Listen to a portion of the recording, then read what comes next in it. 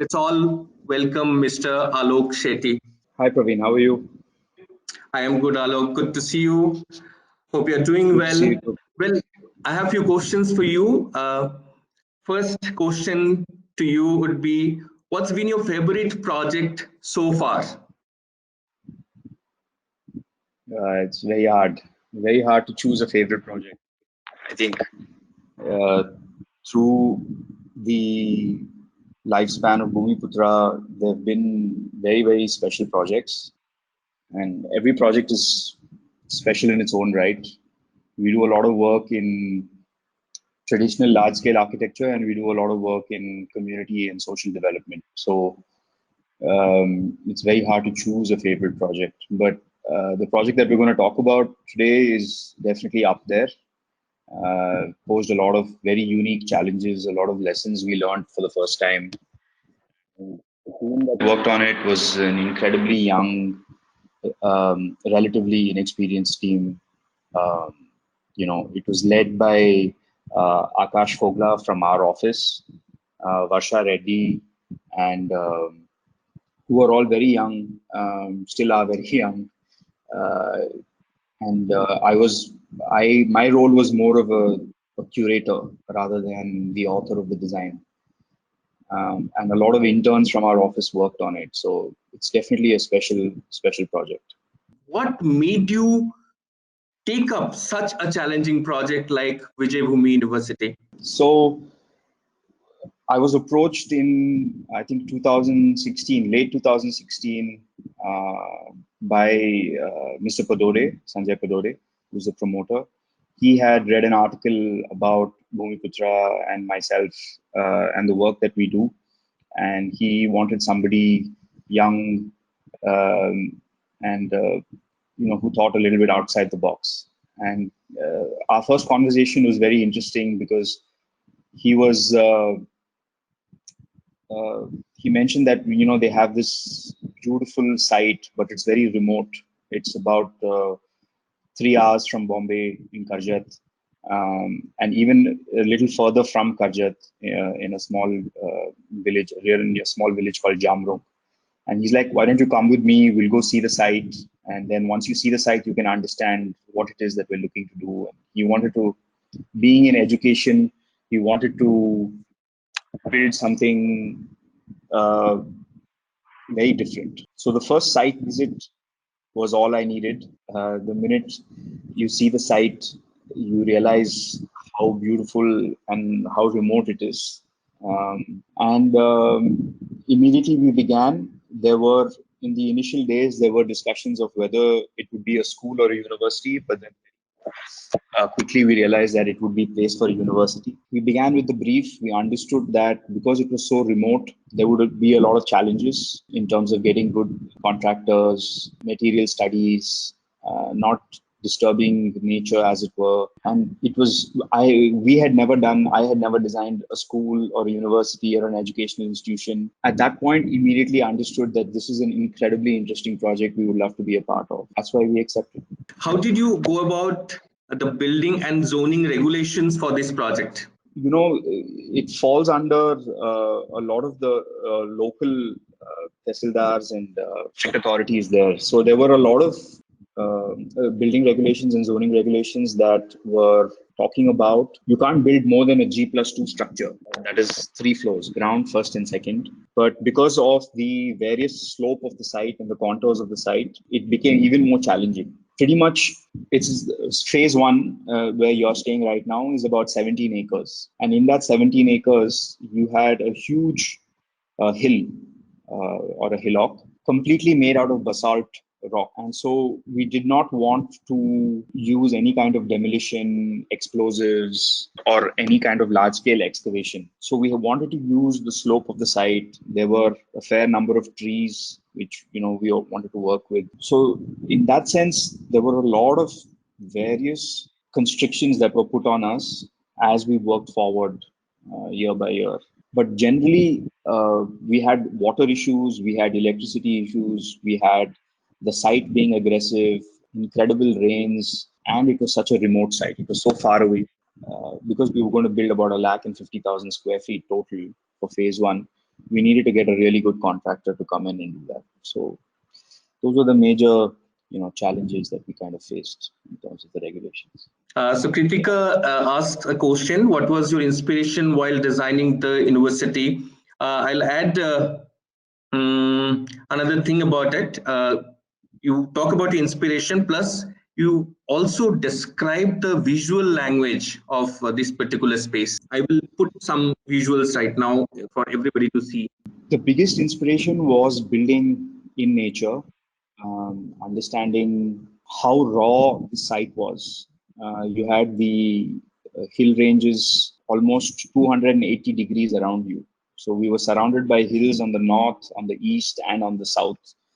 And you had the sun setting in a valley on the west. It was an incredibly beautiful sight. And to envision young adults learning here was incredibly inspirational. So the idea was to kind of frame views of nature as much as possible, work with the natural contours of the site, and most importantly, work with materials that were very readily available. That was the biggest motivator, the biggest inspiration, and the design language we followed. The more you look at the pictures, the more you understand the context in which we were building. Not only that, with my conversations with Mr. Parode, it was always going to be a project that would never fully be finished, just like education.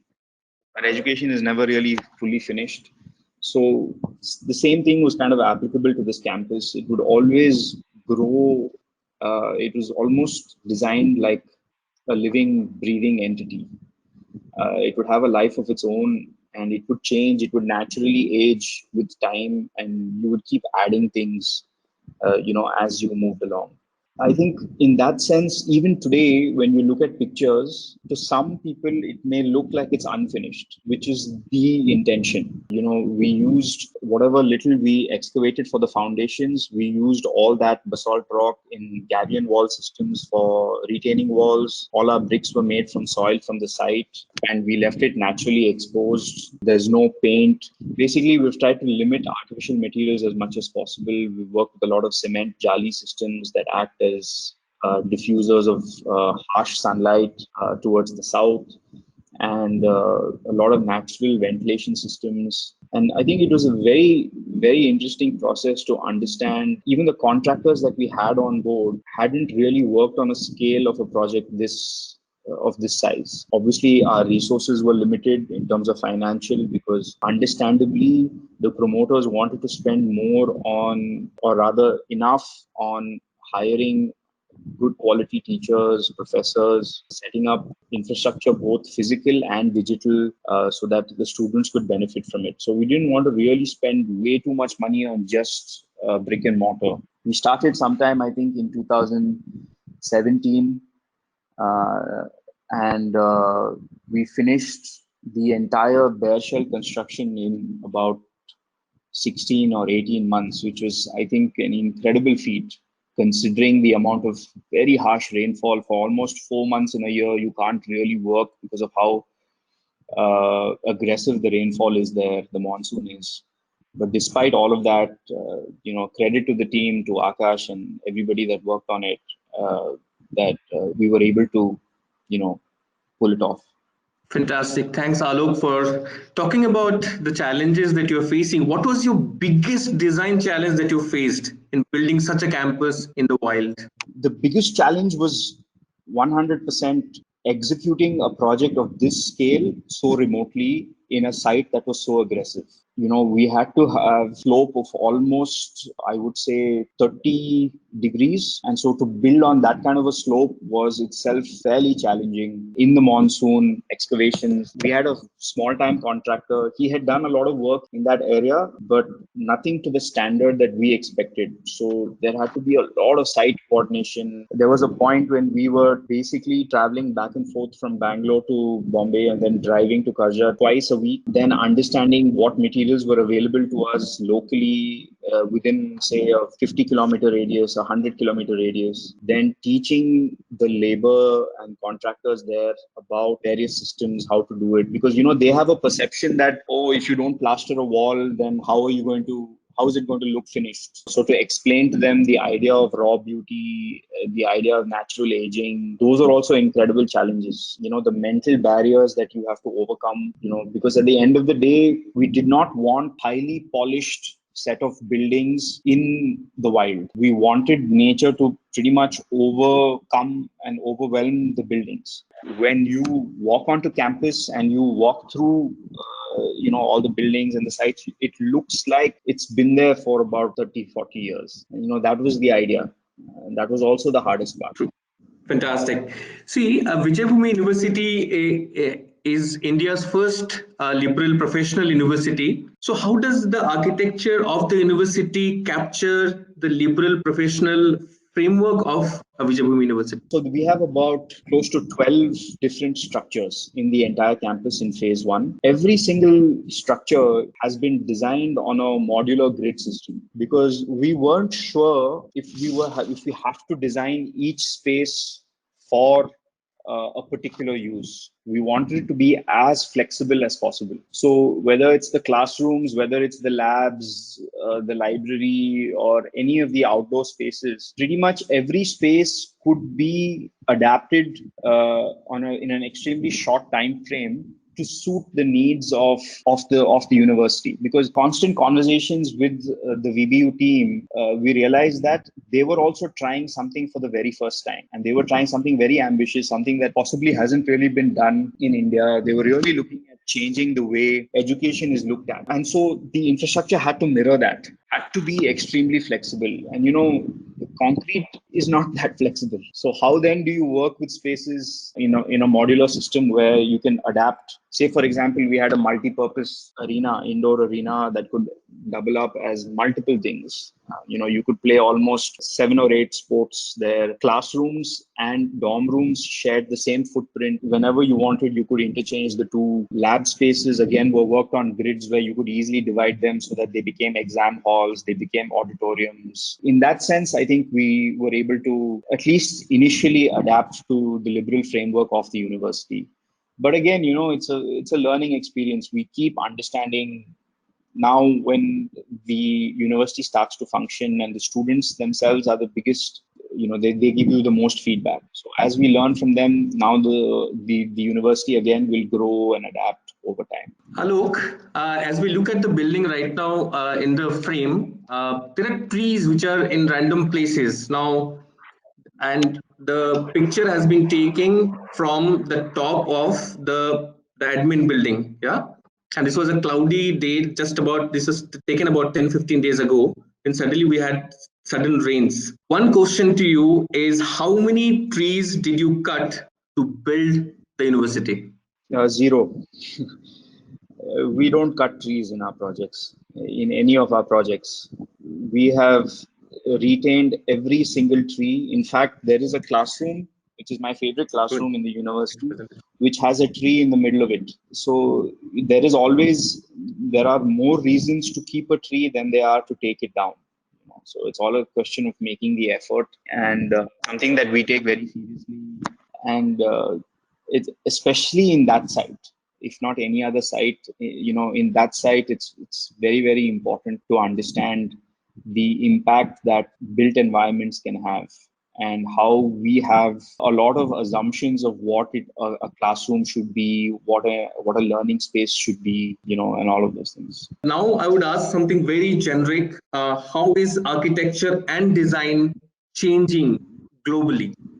I think it's possibly the most important time to discuss a question like this. All of us are sitting at home, and automatically the places that we inhabit become the most important for us, and you immediately see the shortcomings in it. Because earlier, say for example, if you were only sleeping, getting up in the morning, having a quick meal, bathing, and then leaving, today you are stuck in that space for almost now 20 days, and it looks like the government is going to extend the lockdown. It's going to be some more time. So architects have an incredible responsibility to design consciously and to design without ego.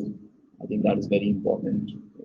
Wow. One thing that architects must understand is this is a profession of service.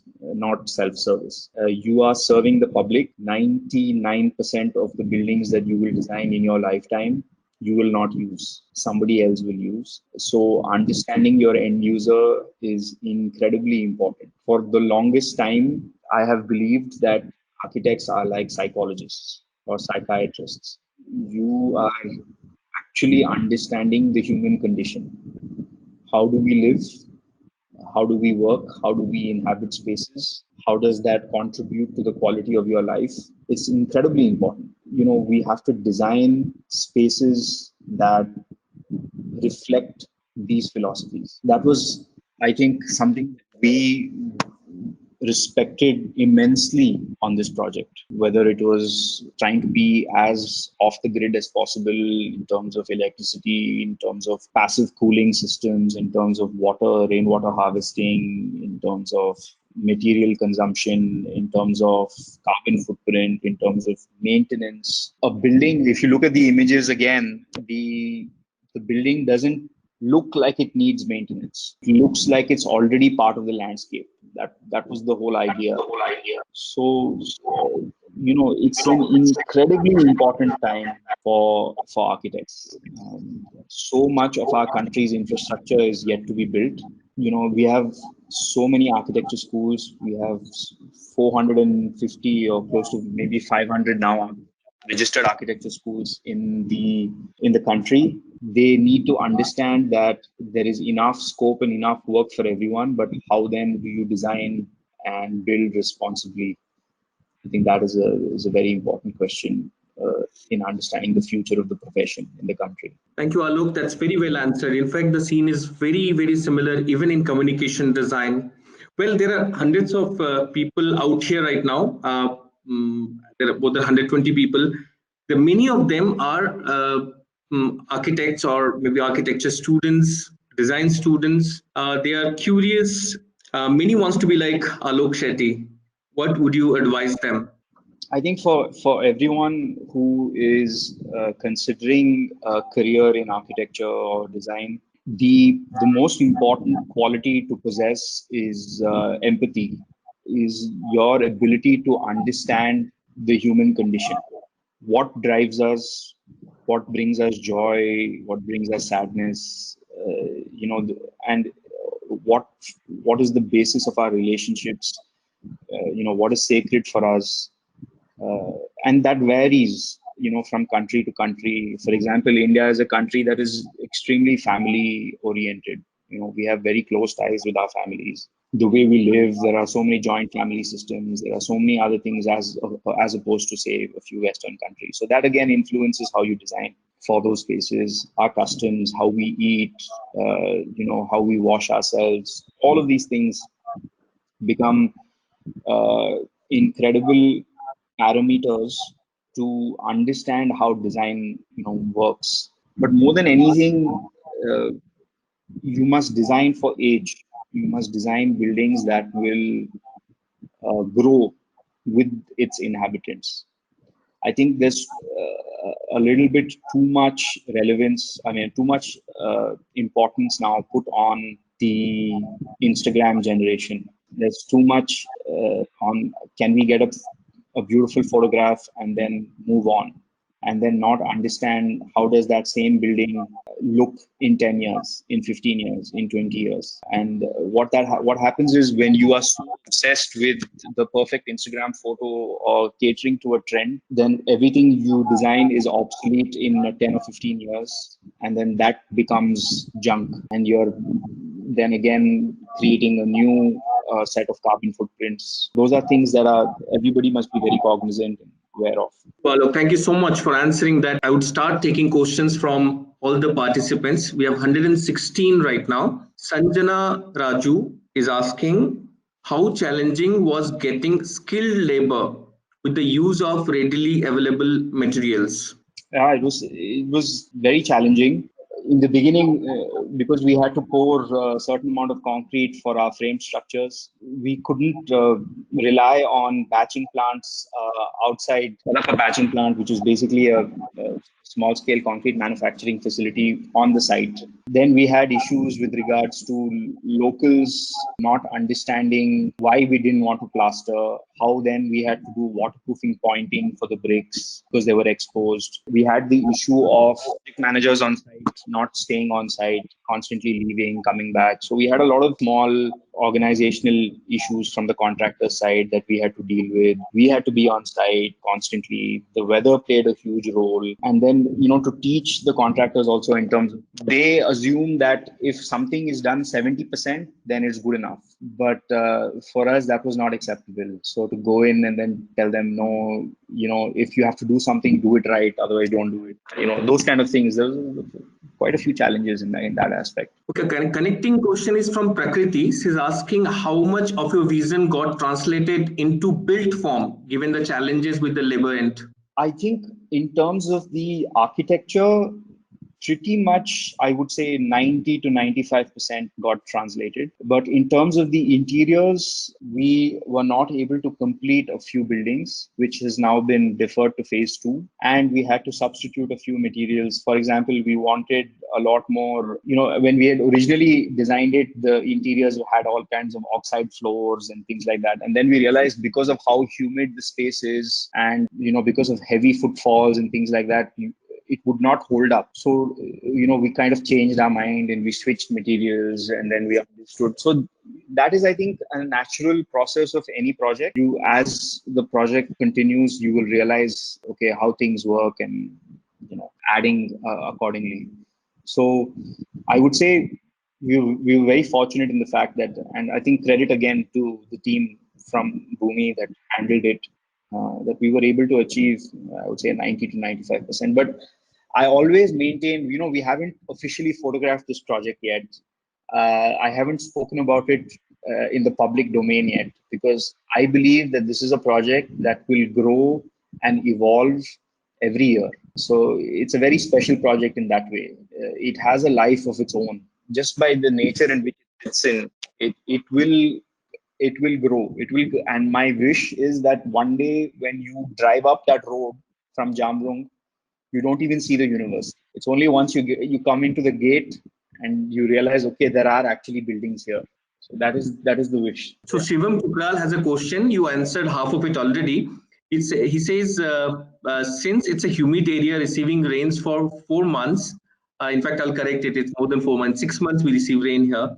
So how do you manage waterproofing and water harvesting system? Very good question. Waterproofing, we work with almost, I would say, 3 agencies. The first agency, we did a waterproofing test. We worked with, chemical compounds and all of that. And we realized that then after that, we got the first monsoon. We still had some leaks and things. So then we had to go in, we had to correct that. And then we did it again. And I think in the second time, we got a lot better. We understood, okay, our overhang should be even more because the angle of the rain was quite harsh. I mean, this is rain like you've never seen.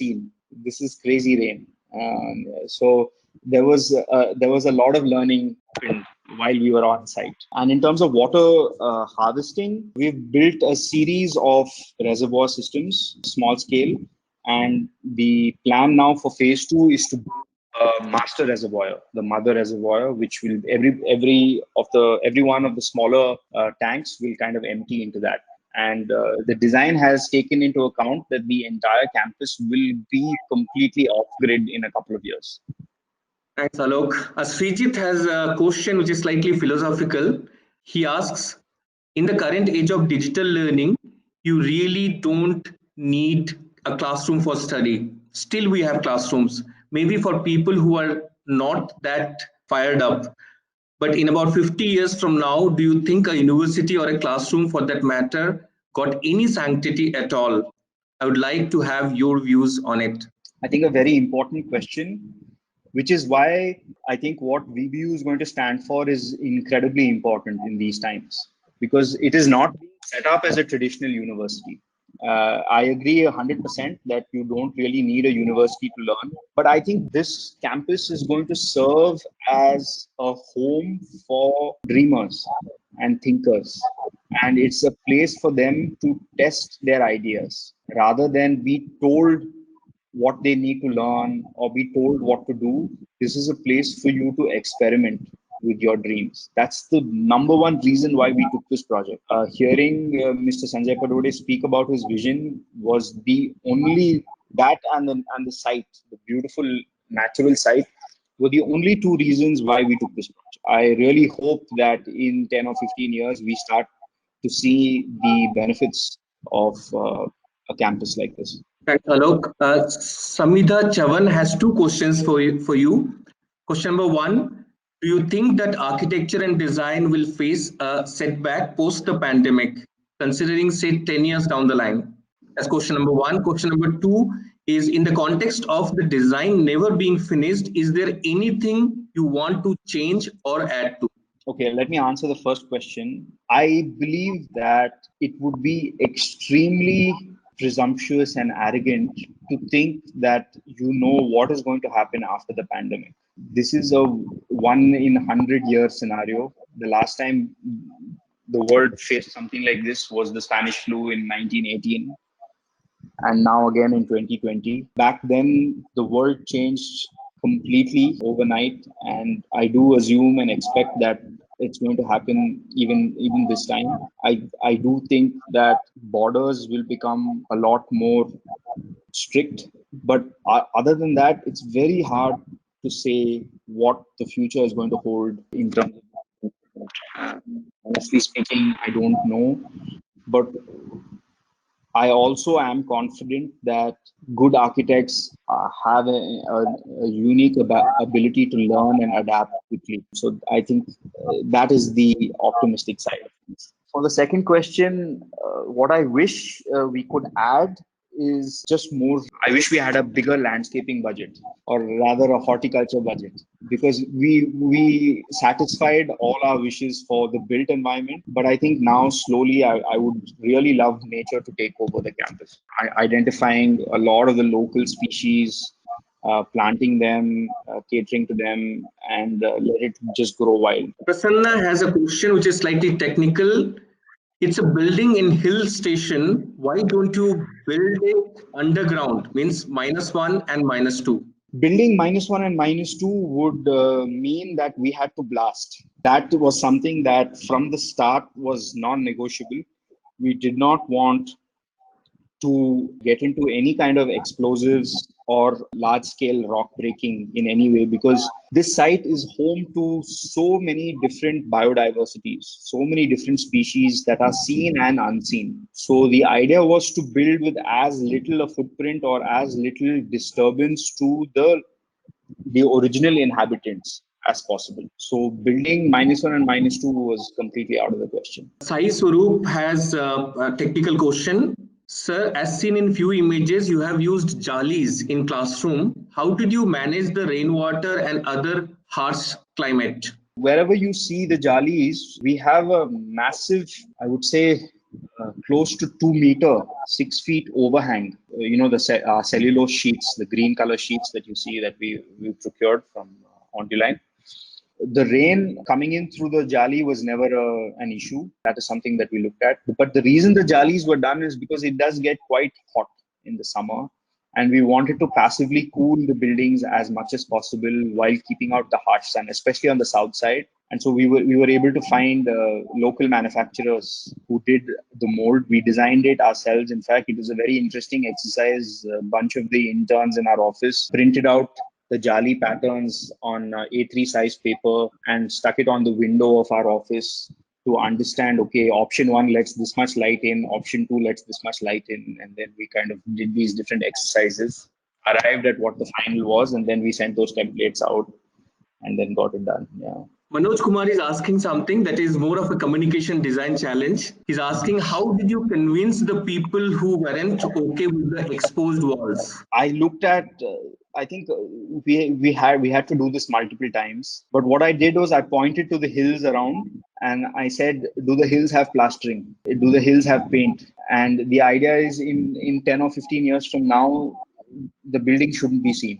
So why unnecessarily spend on something when you know, okay, we can protect it from rain, from water seepage, and from all of that? Why do we need to plaster it? the minute I asked that question, I think a lot of them kind of understood where I was going with it. I don't know if I convinced everybody to the best ability that I could, but I think a lot of them at the end of the day were on board. Akshay Chandra wants to know what has been timeline from concept to site execution, considering the unique brief and harsh site conditions. We started late 2016, October 2016, we began design, and we were on site in about 5 months. Design was done, all of it. We were on site by March, I would say March or April of 2017. So it took us about 5 to 6 months. We moved very fast, very quickly. That's kind of how we move forward. Yeah. Shivam Kukral wants to know, have you used any local craft in the university design? We've used not local craft, but complete local materials. What we have done is we have looked at a lot of additional aspects, whether it is murals, sculptures, street furniture, and things like that in local craft and through local craftspeople. And that is something that I think as the project ages, we will be able to incorporate. Tejas wants to know, did you consider rammed earth walls as a building technique for the built form, especially considering the impact of using cement on climate change? We did, but the problem is the site has very little earth. It is an extremely rocky site. So even if we did rammed earth, we would not have had enough quantity. And then to call for earth, mud or earth outside would have increased our carbon footprint. So instead, all the rock that we were able to chip off, we used in our gabion wall systems in the basalt, and we used a low E cement. So it's a low carbon cement for our concrete structures. Deepa Hegde has a very good question. I think that extends beyond architecture.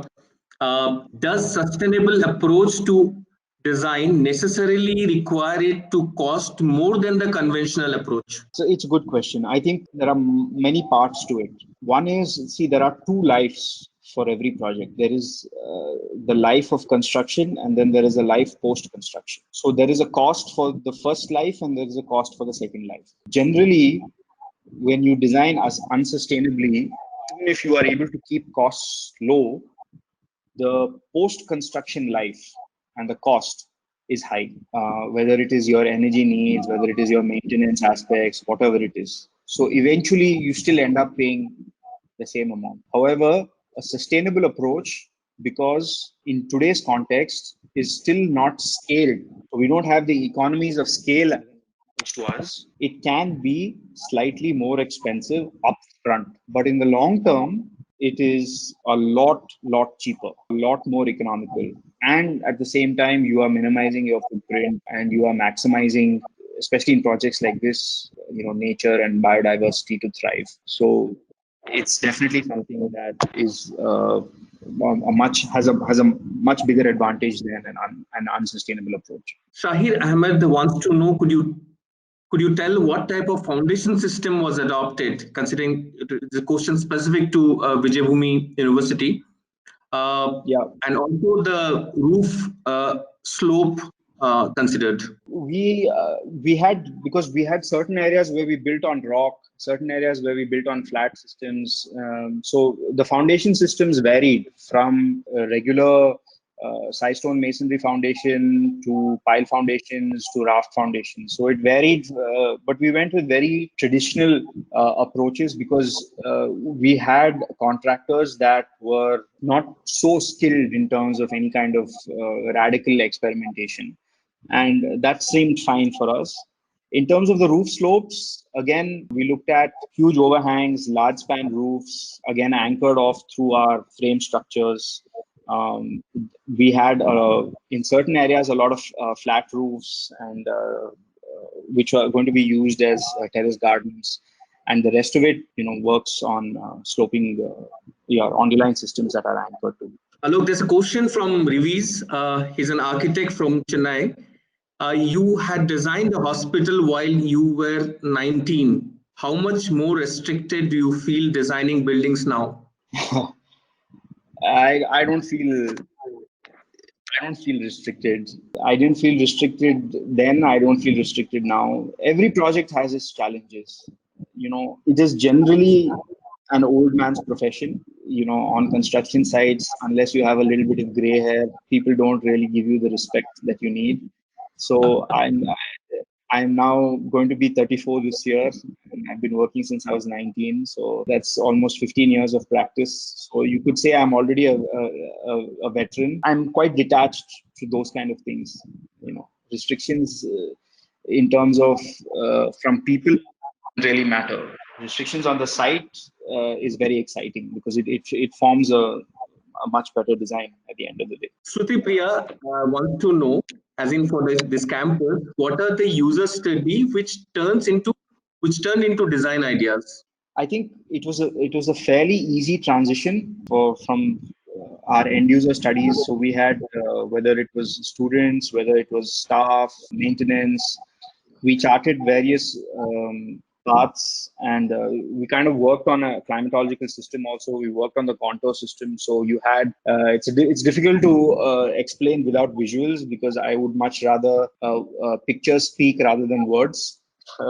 But in this case, I will say that we had a large hill which had two slopes. So on one side of the slope, we had the academic side, which was all our classrooms. On the side of the slope, we had our residential side, which was all the hostels. But they were both designed with the exact same modular grid. So you could interchange them however you wanted. And then on the top of the hill, you had all the common facilities, which was multi-purpose sports halls, our canteens, the swimming pool, and all our labs, whether it is in the arts or in the sciences. That's something that was very easily able to adapt to real life. Now, there's a message from Akshay Chandra. Yeah. He has a message for you first. Congratulations on the receiving the Jagannath Heritage Corridor project. Proud moment for a young firm to back such significant project public space. Now, what he wants to know is we see very less of your work and details on Bhumiputra website. Is it a conscious decision? We'd like to see more of the large number of projects you have touched upon in the industry. So it's an extremely conscious decision. I think we are in an age where there is an information overload. You have websites constantly churning out, like for example, Arc Daily or the Zine or any of these various websites that are constantly every day about 15 or 20 new projects are being dished out. So what happens is most people develop a jaded sensibility. They don't understand the amount of work and effort that goes into the design behind something. So it becomes a saturation of information. So because of that, we have limited all the work that we put in the public domain. We made a decision a long time ago to not publish any of our projects on ArcDaily or any of these platforms, because anyway, all our projects are open source. So if someone is truly interested in our work, we have an open house every year where you can come to Bangalore. You can literally walk through the entire office. Every single project is put on display, models, design details, all of that. Moreover, every time that a student or a young designer, architect wants to know about a profession, a certain project, they write to the studio, and we willingly share all the information that they need. In fact, we have arranged multiple site visits for our projects for students who want to do thesis studies and things like that. So I don't think publishing it in a one-way scenario really helps anybody who wants to grasp what our projects are about. Which is why we don't put too much information out on the website. Thank you so much, Alok, for such enlightening and such a beautiful. Like, you have been extremely articulate and passionate about your projects, and it was we really feel that we actually got to know a lot of queries we had, especially when I'm staying in this campus. I wanted to know all the stories. Now I feel good about it. It's 5:30 already, and we come to the close. For everybody who joined, thank you so much. Some of the questions were really brilliant, and we could really, that made Alok think and answer. And that was such an engagement session we had. These are part of webinars that Vijay Bhumi University has conducted. Almost daily we have some other webinar. You have to log into our website to be able to kind of see what is the schedule. We are having such people like Alok Shetty and people who are either educators or practitioners. They actually come and share their knowledge. This is a lockdown time. We are at home, but the knowledge has to keep spreading, right? We must keep our minds fresh, and the learning has to continue. And on that note, thank you once again, Alok. Thank you all the participants, and come for other webinars. All of you log in and spread the buzz.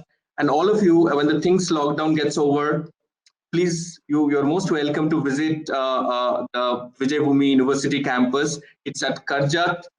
It's somewhere between Pune and Bombay. Thank you, all of you. Thank you, Alok. Yeah. Thank you so much. Thank you, everybody. Bye. All right.